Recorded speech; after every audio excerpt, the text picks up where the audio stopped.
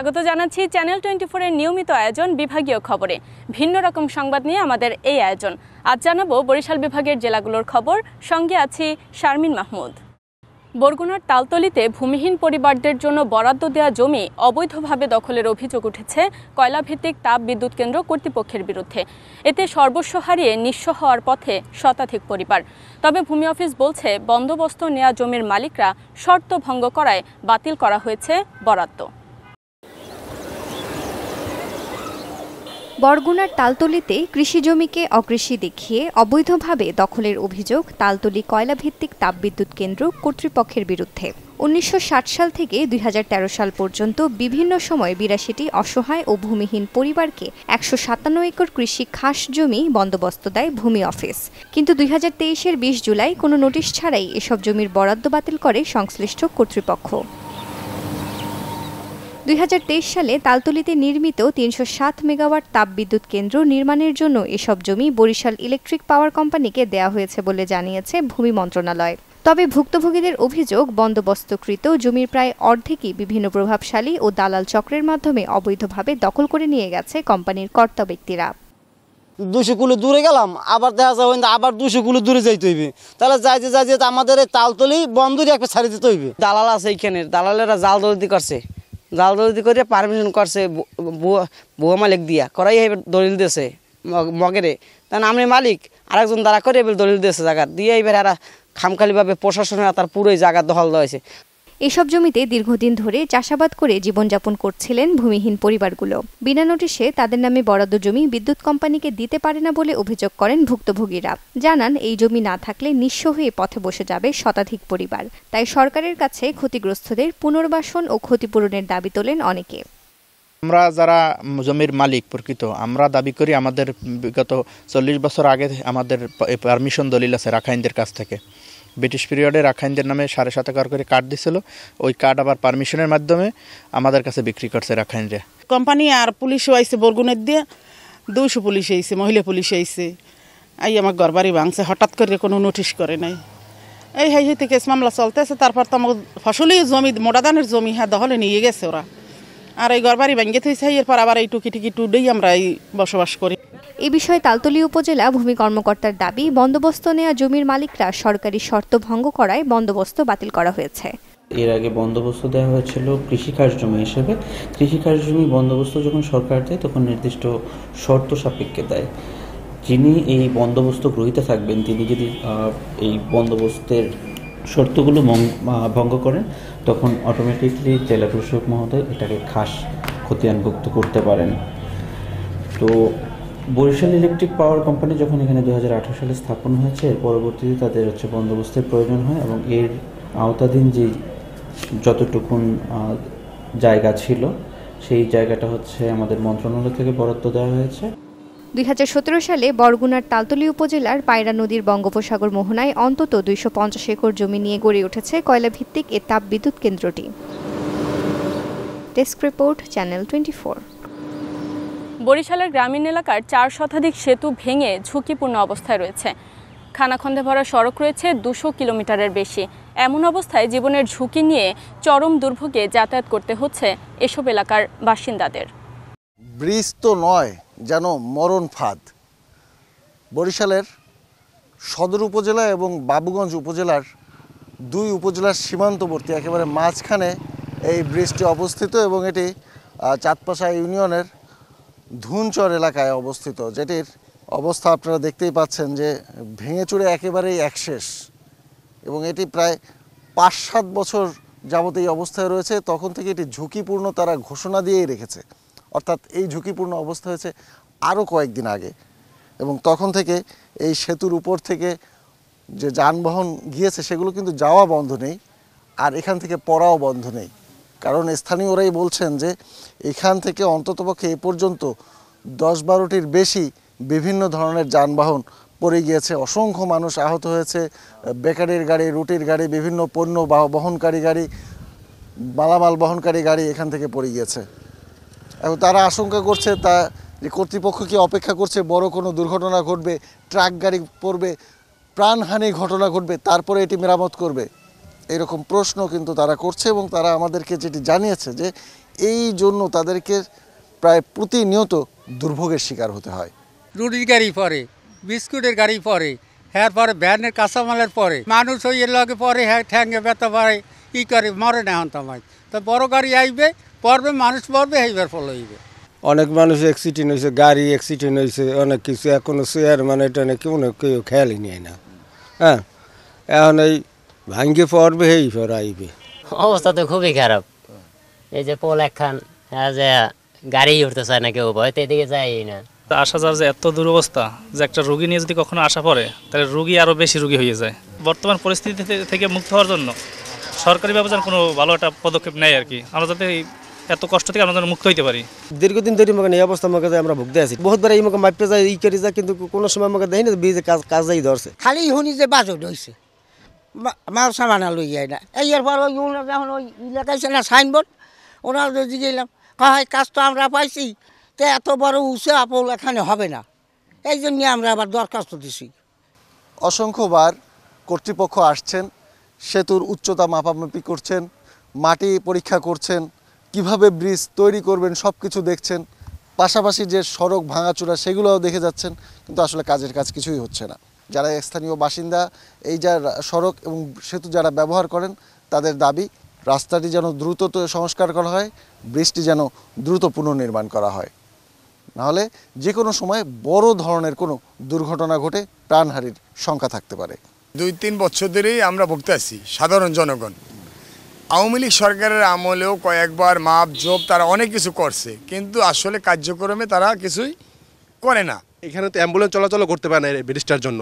তো যদি কোনো অসুস্থ রোগী হয়, বা আমাদের তো এখান থেকে 10 কিলো আমাদের বরিশাল সদরে ওঠার জন্য, তো যদি আমাদের এখান থেকে যেতে হয় আমাদের মাহিন্দ্রা নিয়ে যেতে হয়, তো মাহিন্দ্রার নিতে নিতে আমাদের রোগী যেটুকু সুস্থ হওয়ার সম্ভাবনা ছিল তার থেকে বেশি অসুস্থ হয়ে যায় রাস্তার নিতে নিতে।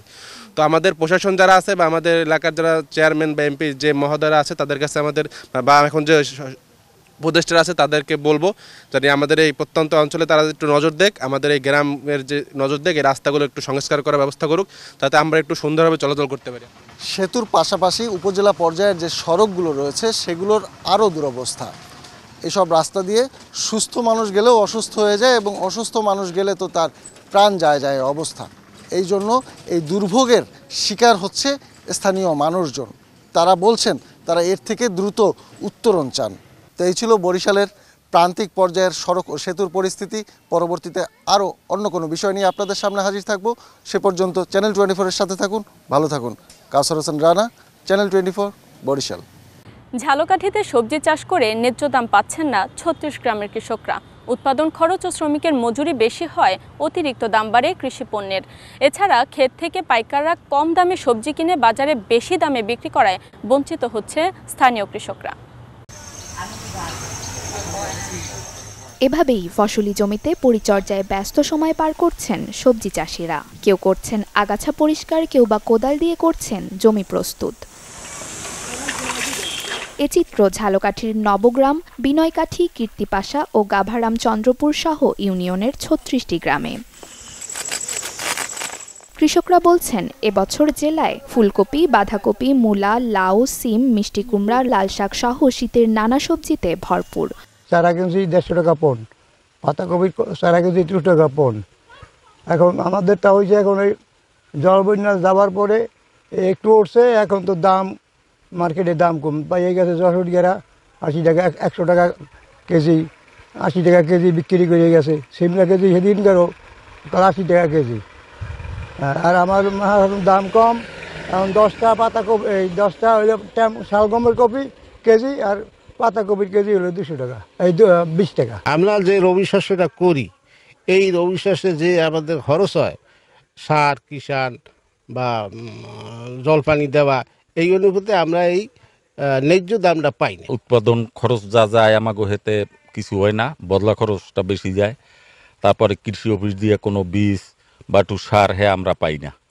তবে ভালো ফলন হলেও কাঙ্ক্ষিত মূল্য পাচ্ছেন না কৃষকরা, কারণ সবজির চারা ও সার কীটনাশকের বাড়তি দামে বেড়েছে উৎপাদন খরচ।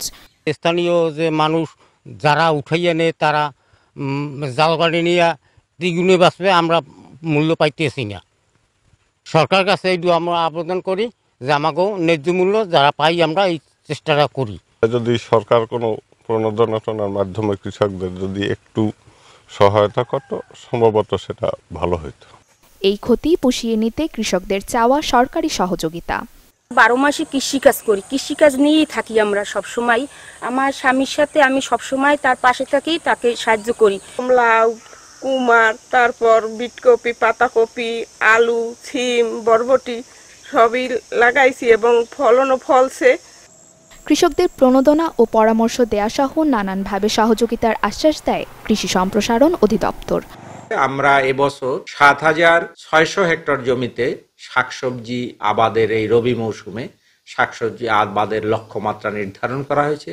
এর বিপরীতে এখন পর্যন্ত ৬,৯৬০ হেক্টর জমিতে ইতোমধ্যেই কিন্তু শীতকালীন শাকসবজির আবাদ সম্পন্ন হয়েছে। শীতের সবজিগুলো কিন্তু অনেক আগের থেকেই কিন্তু বাজারে আসা শুরু হয়েছে। এখন কিন্তু পুরো দমেই কিন্তু বাজারে এই স্থানীয় যে উৎপাদিত শাকসবজি এটি কিন্তু বাজারে পাওয়া যাচ্ছে। এবছর জেলায় সবজি আবাদের লক্ষ্যমাত্রা ধরা হয়েছে ৭,৬০০ হেক্টর জমিতে। এখন পর্যন্ত আবাদ হয়েছে ৬,৯৬০ হেক্টর জমিতে। Desk report, channel 24। উপকূলীয় এলাকা পটুয়াখালীতে দিন দিন বাড়ছে বোম্বাই মরিচের চাষাবাদ। শুরুতে নিজেদের প্রয়োজনে আবাদ করলেও বর্তমানে বাণিজ্যিকভাবে চাষ করা হচ্ছে। দেশে বিদেশের চাহিদা থাকায় মিলছে সফলতা। লতাজাতীয় ফসল উৎপাদনে পরিবেশের নানা প্রতিকূলতা মোকাবেলায় কৃষকরা যখন ব্যর্থ, তখন পটুয়াখালীর কলাপাড়া উপজেলার নীলগঞ্জ ইউনিয়নের কৃষক জাকির কাজী ২০২০ সালে শুরু করেন মালচিং ও পলিহাউসের মাধ্যমে সবজির চারা উৎপাদন সহ বোম্বাই মরিচের চাষ। বর্তমানে শুধু নীলগঞ্জ ইউনিয়নে বোম্বাই মরিচ চাষ হচ্ছে ৭ হেক্টর জমিতে। লতা কৃষি যখন করি এগুলো সব শেষ হয়ে যায়। দেখেন আজকে আমরা এই যে শেড পদ্ধতি, গ্রিন হাউসের আদলে পলিথিন শেড করে আমরা যে নাগামরিচ, কাঁচামরিচ করি, এটা অত্যন্ত লাভজনক একটা ফসল। এখানে আপনার সার বীজ কম লাগে এবং খেজমতো খুব একটা কম, খরচ কম, আয় অনেক বেশি যদি সে বুঝে করতে পারে। এটা প্রথম দিকে আমরা পিস হিসাবে বিক্রি করি, ৬০ টাকা পর্যন্ত বছর রেট পাইছি। এই শেষের দিকে আপনার এখনও বর্তমানে ৭০০-৮০০ টাকা পার কেজি, ছোট বড় মিলেইয়া। তো সব কিছু মিলেই আলহামদুলিল্লাহ আমার এই অঞ্চলে এখন বর্তমানে প্রায় ৫০০ কৃষক এই মরিচের চাষের আওতায় আসছে। উৎপাদন খরচ কম হওয়ায় দিন দিন কলাপাড়া ও আশপাশের এলাকায় বাড়ছে আধুনিক পদ্ধতিতে বোম্বাই মরিচের চাষাবাদ। বর্তমানে বোম্বাই মরিচের চাষ করে সফল এলাকার ৫ শতাধিক কৃষক। জাকির কাকা নামে একজন লোক আছে, উনি বোম্বাই মরিচ, যেটা নাগামরিচ বলে, ওইটা উনি একটা পলিথিন শিট করে। তো ওইটার দেখা দেখি আমরাও ওইটার উদ্যোক্তা হই। আমি করছি 2022-এ, তার দেখা দেখি। তো 2022 সাল থেকে মোটামুটি প্রথম বছরই মোটামুটি সাফল্য অবধির দিকে আসছে। জাকির সাল করিয়া কিছু মরিচ করলো, তারপর আমরাও দেখা দেখি অনেক কৃষকে শুরু করলাম। আমিও শুরু করছি। 4 শতক জায়গায় আমার প্রায় 10,000 টাকা খরচ হয়েছে। তা আমি লিখে রাখছি সেই বছর আমার শেষ পর্যন্ত 1,54,000 টাকা বিক্রি হয়েছে। এখন এরকম দেখা দেখি আরও মানুষ আস্তে আস্তে এই চালের আওতায় আসছে গেছে। গেলবারটা খেত লইছি, 150 গাছ লাগাইছি টোটাল। একটা ঘরে একটা গাছ লইছি, লওয়ার পর আমার 1,000-1,000 টাকা খরচ হয়েছে টোটাল। আমি প্রায় 70-72 হাজার টাকা মতো বেচছি। এই মরিচ গাছ দিকে দিয়ে হয়তো দেখা যায় 2-2.5 লাখ টাকা বেচছি। আর বাকি মনে করেন সামনে এখন মরিচ আছে ভালোই আলহামদুলিল্লাহ, মনে করেন আরও 1-2 লাখ টাকা বেচতে পারবো। আগ্রহী কৃষকদের প্রযুক্তি ও কৌশলগত পরামর্শ দিয়ে সার্বিক সহযোগিতার আশ্বাস দিলেন কৃষি কর্মকর্তা। শেড পদ্ধতিতে রেজ বেড অথবা সরজান পদ্ধতি ব্যবহার করে তারা মালচিং পলিথিনে 12 মাস সবজি করে থাকে। এখানে একটা স্পেশালিটি, এখানে কৃষকরা যখন বাংলাদেশে মরিচের দাম 400-450 টাকা কেজি থাকে, তখন তারা এই মালচিং পলিথিন ব্যবহার করে পলিথিন শেডের নিচে তারা কাঁচামরিচ এবং বোম্বাই মরিচ চাষ করে। এবং এরকমও দেখা গেছে একজন কৃষক 1 শতক জমিতে পলিথিনের শেডের নিচে নাগামরিচ বা বোম্বাই মরিচ চাষ করে সে 1 শতক জমি থেকে 50,000 টাকার বোম্বাই মরিচ সে বিক্রি করেছে। তো আমরা এটাকে আরও বেশি উদ্বুদ্ধ করতেছি, আরও বেশি জনপ্রিয়তা করণের জন্য আমরা কাজ করে যাচ্ছি।